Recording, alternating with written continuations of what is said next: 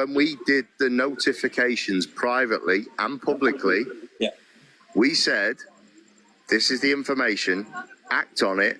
If, quote me on this, Luggy, if this is not acted upon, tomorrow I'm going into the bottom ravine by boat, and I'm going through the bottom ravine, and we're not stopping until we find Jay. Civil Guard were informed that this team will not stop.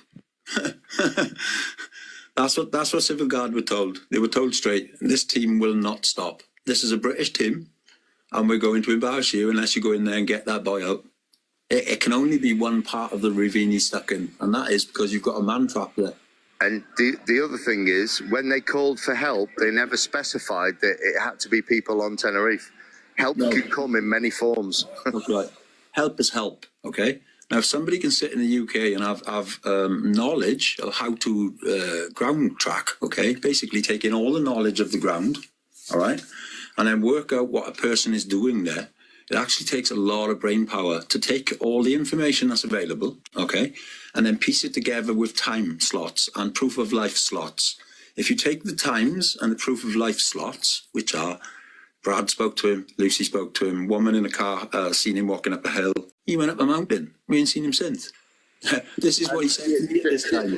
The other thing, Luggy, while I'm being completely honest, I had shared something with you about me personally. Yeah?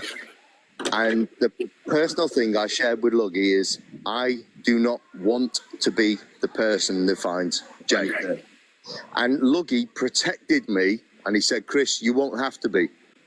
Our objective is to make sure the right people go down there and find. You won't have to do that, Chris. All you is prove what we're saying. Thank you, mate. Thank you, mate. Okay.